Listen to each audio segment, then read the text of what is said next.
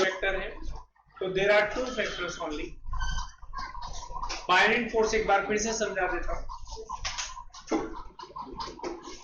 When any object is capped on any fluid, liquid के ऊपर रखा जाता है liquid, when any object is capped on the free surface of the liquid,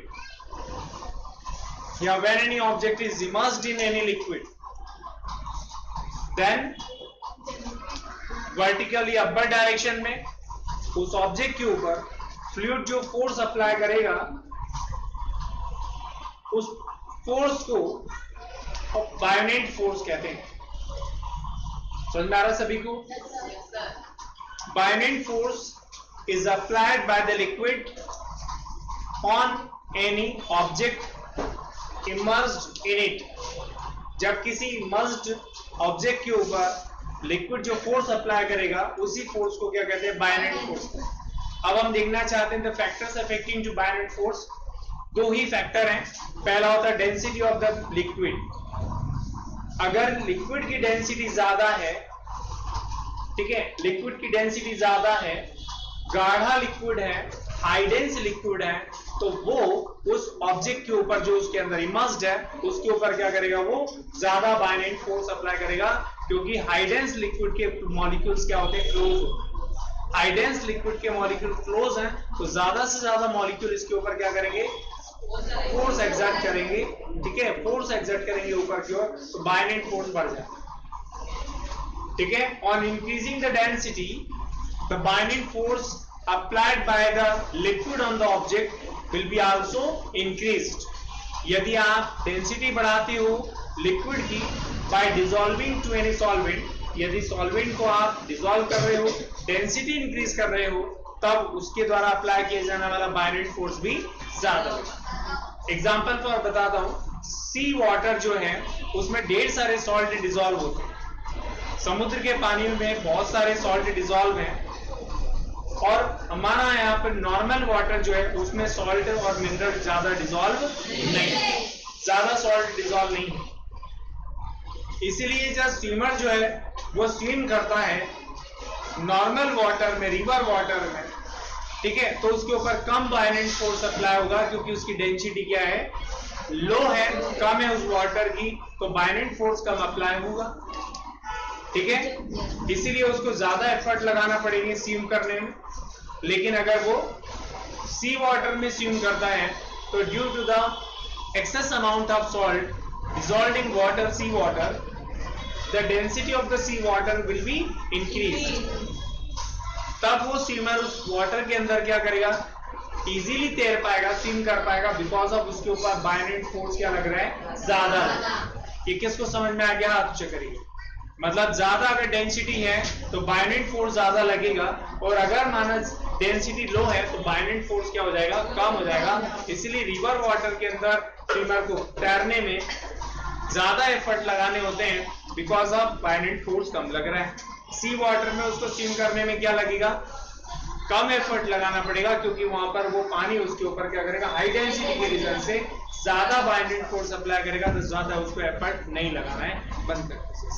factor है surface area of the object. Object का surface area जितना large रहेगा, जो लिक्विड है उस ऑब्जेक्ट के ऊपर बायोनेट फोर्स उतना ही अप्लाई करेगा। देखिएगा, यहां पर अगर सपोज करते हैं एक ऑब्जेक्ट को एक वाटर लिक्विड के अंदर इमर्स कर रहे हो, जिसका सरफेस एरिया सिर्फ इतना है, तो इतने ही सरफेस एरिया के नीचे के मॉलिक्यूल इसके ऊपर बायोनेट फोर्स अप्लाई करेंगे। तो मॉलिक्यूल कम है तो बायोनेट फोर्स भी कम लगेगा। अब मैं क्या कर रहा हूं? ऑब्जेक्ट का सरफेस एरिया क्या कर रहा हूं? इंक्रीज कर रहा हूं। देखिएगा, ये देखिए इंक्रीज का, and it is emerged in water या लिक्विड, तो ये इतने सरफेस के नीचे के मॉलिक्यूल इसके ऊपर क्या करेंगे? बायोनेट फोर्स अप्लाई करेंगे, तो बायोनेट फोर्स यहां पर क्या हो जाएगा? इंक्रीज हो जाएगा। On increasing the surface area, surface area increase कर रहे हो तो मॉलिक्यूल की क्वांटिटी, मॉलिक्यूल की संख्याएं नीचे बढ़ रही हैं, तो बायोनेट फोर्स भी क्या लगेगा? ज्यादा अप्लाई होगा। इसको समझ में आ गया? आप चकरी जल्दी से। Means that on increasing the surface of the object, bayonet force which is applied by the liquid on the object will be also increased. समझ में आ गया सभी को? बंद कर दीजिए, वरना नहीं यार। इसका एक एग्जांपल लेते हैं। कि अगर एक मेटालिक निडल है, धातु की सुई है, उसको वाटर के ऊपर आप रखते हो तो वो डिप हो जाती है, लेकिन इतना बड़ा शिप, इतना भारी जहाज पानी के अंदर आसानी से क्या करता है, तैर देता है, फ्लोट करता है। उसका रीजन क्या है? निडल का सरफेस एरिया बहुत कम है, तो बायोलेंट फोर्स इतना कम लग रहा है कि वो बायोलेंट फोर्स जो है बहुत कम होने की वजह से वो कहां चली गई, अपनी वेट की वजह से, ग्रेविटी की वजह से कहां चली गई, वाटर के अंदर चली गई और वो इमर्स्ड।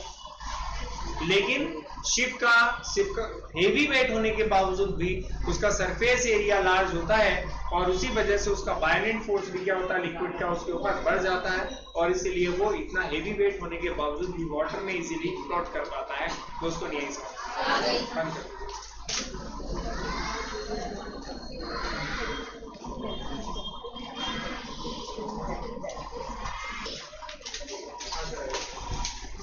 देखिएगा, फ्लोटिंग तैरना और सिंकिंग डूब जाना ऑफ द ऑब्जेक्ट, किसी ऑब्जेक्ट का इन एनी लिक्विड, किसी ऑब्जेक्ट का किसी लिक्विड में, ये बंद कर, किसी ऑब्जेक्ट का किसी लिक्विड में या तो डूब जाना या तैरना डिपेंड करता है किसके ऊपर, आप ध्यान से सुन रहे हो।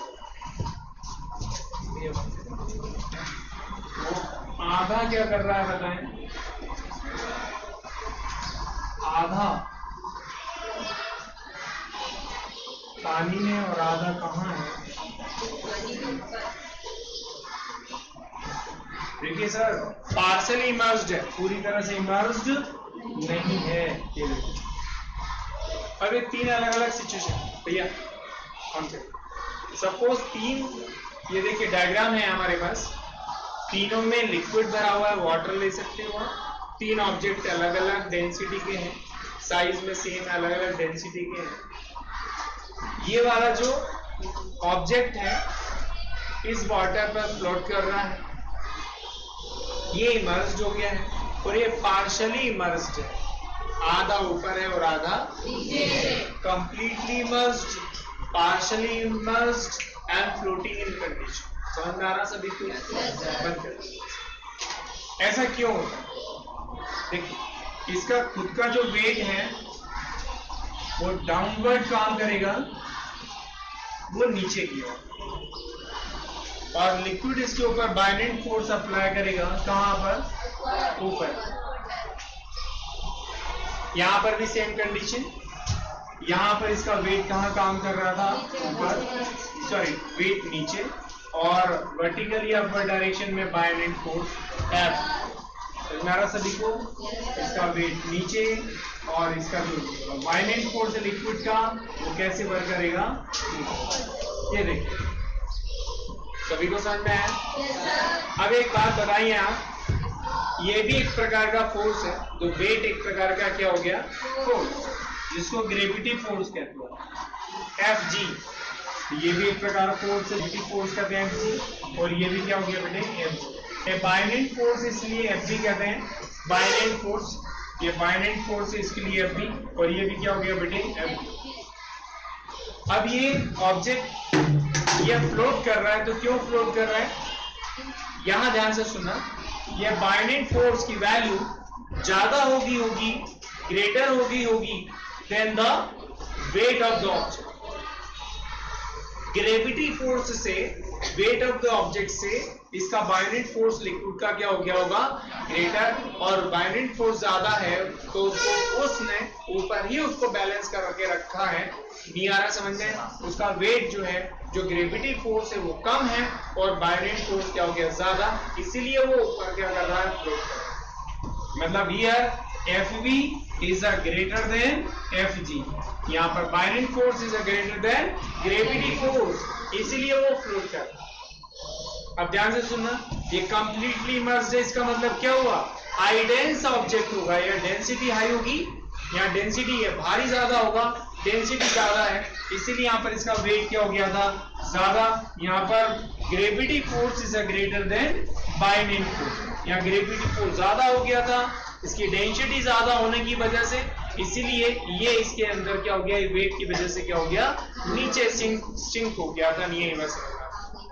अब यहां पर यहां पर क्या हो रहा है, पार्शली इमर्स्ड है, आधा फ्लोट कर रहा है, मतलब आधा ऊपर है और आधा नीचे। क्या मतलब हुआ कि दोनों ही फोर्स क्या हो गए, एक दूसरे को बैलेंस कर लिया, इक्वल कर लिया।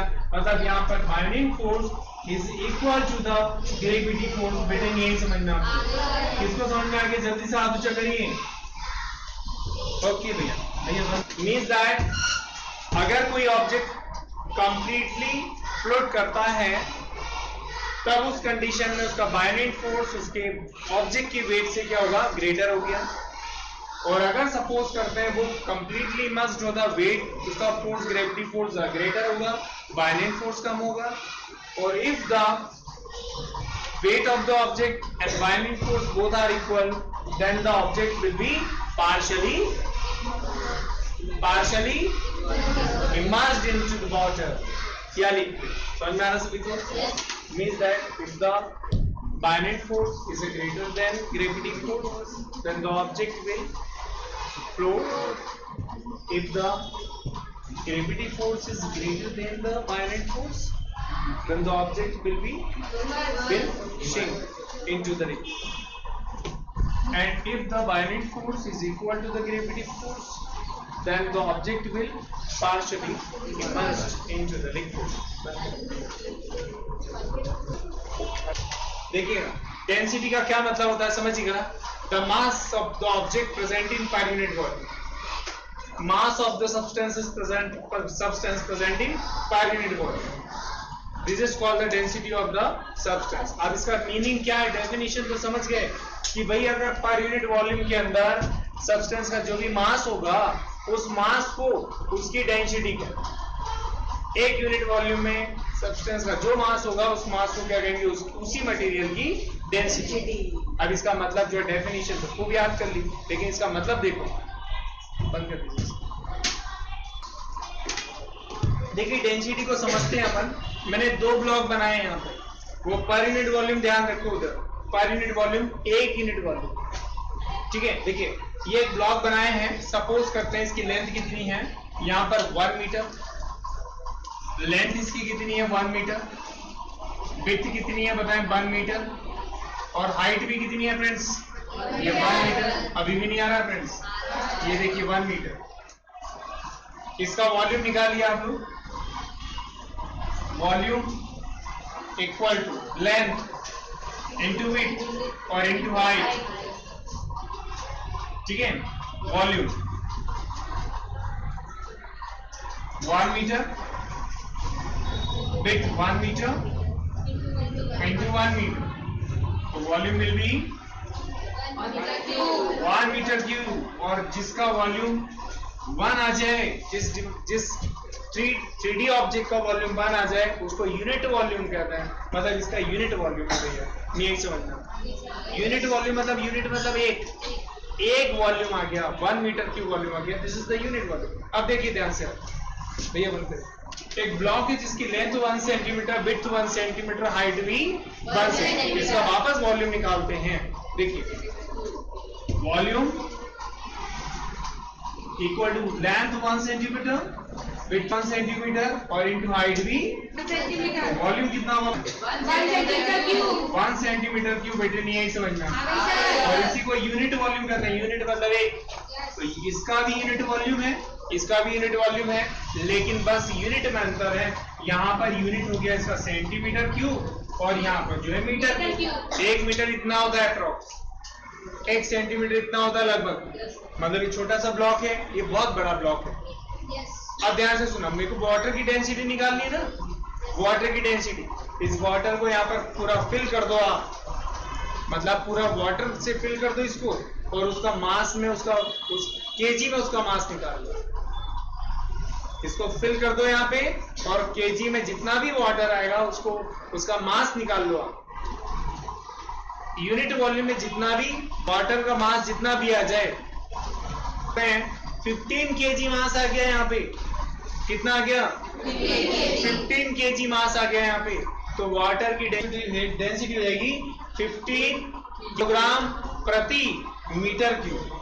1 मीटर क्यूब का मतलब ये होता है अगर देखिए ध्यान से, इसमें अगर वाटर फिल कर रहे हो और अगर मान लिया जाए वाटर का मास निकाल रहे हो केजी में, तो क्या डेंसिटी कितनी आएगी? देखो डेंसिटी इक्वल टू कोई सब्सटेंस इसमें डाल रहे हो, फिर उसका मास निकाल रहे हो, और मास आ गया सपोज करते हैं 50, तो उसकी डेंसिटी रहेगी 50 केजी पर मीटर क्यूब। पर मीटर क्यूब मतलब 1 मीटर क्यूब में यूनिट वॉल्यूम में उसका मास कितना आ गया? 50 केजी। बंद कर दीजिए। अब इस वॉल्यूम के अकॉर्डिंग 1 सेंटीमीटर क्यूब के अकॉर्डिंग वाटर की डेंसिटी निकालते हैं, तो पानी को यहाँ पर आप पूरा भर दीजिए और उसको निकाल के उसका मास निकालो। तो यहां पर सपोज करते हैं पानी वाटर का जो मास आया सिर्फ इसके अंदर वो आया 1.5 ग्राम। कितना है? 1.5 ग्राम। तो यहां पर क्या लिख देंगे? पर सेंटीमीटर क्यूब। ये वाटर की डेंसिटी है ग्राम पर सेंटीमीटर क्यूब में, और ये वाटर की डेंसिटी है सपोज करते हैं इसमें किलोग्राम पर मीटर क्यूब। दोनों सेम ही हैं, बस अंतर इतना हो गया यहाँ पे कि वहां पर सेंटीमीटर क्यूब में निकाली और छोटे यूनिट में निकाली, और इसको किस में निकाल दी? बड़े यूनिट। लेकिन दोस्तों ये एग्जैक्ट वैल्यू नहीं है, ये गलत वैल्यू है, ये मैंने मन से एग्जांपल दिया, नहीं यही समझना। तो यूनिट वॉल्यूम में कोई भी हो, मीटर क्यूब हो, सेंटीमीटर क्यूब हो, जो भी मटेरियल का उसके अंदर मास होगा, सब्सटेंस का जो मास आएगा उसके अंदर, उसी मास को सब्सटेंस की क्या कहते हैं? डेंसिटी कहते हैं। समझ में आ रहा है? The mass of the substance presenting per unit volume of the per unit volume, this is called the density of that substance. बंद करिए। यहां पर मैं पेट्रोल को पूरा फिल करके उसका मास निकाल रहा हूं, तो पेट्रोल का मास कम आएगा, और अगर हनी को यहां पर पूरा फिल करके तोल रहा हूं तो उसका मास क्या आएगा? ज्यादा, क्योंकि हनी हाई डेंस है, गाढ़ा है, उसमें मॉलिक्यूल ज्यादा हैं, यही बात समझना आपको, क्लोज है, इसीलिए उसकी डेंसिटी क्या जाएगी? ज्यादा। और इसी में अगर यदि मान लिया जाए मर्क्यूरी भर दूं तो मर्क्यूरी की डेंसिटी तो और ज्यादा आ जाएगी भाई, क्योंकि मर्क्यूरी और ज्यादा हेवी है, मॉलिक्यूल बहुत ज्यादा क्लोज हैं।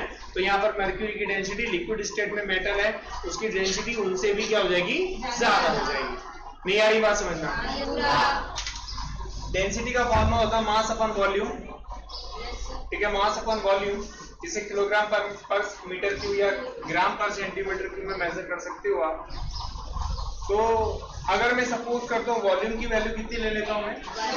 1 यूनिट वॉल्यूम जिसको कहते हैं, देखा ना आपने? यूनिट वॉल्यूम यहाँ भी है, यूनिट वॉल्यूम 1 वॉल्यूम होना चाहिए। देखिए, चाहे वो मीटर क्यूब में हो, चाहे वो सेंटीमीटर, यूनिट वॉल्यूम होना चाहिए। तो यूनिट वॉल्यूम के अंदर सब्सटेंस का जो भी मास होगा, उस मास को उसकी क्या कहते हैं? बोलो, the mass of substance presenting unit volume is known as density of the substance. It is measured in kg per meter cube या ग्राम पर सेंटीमीटर क्यूब।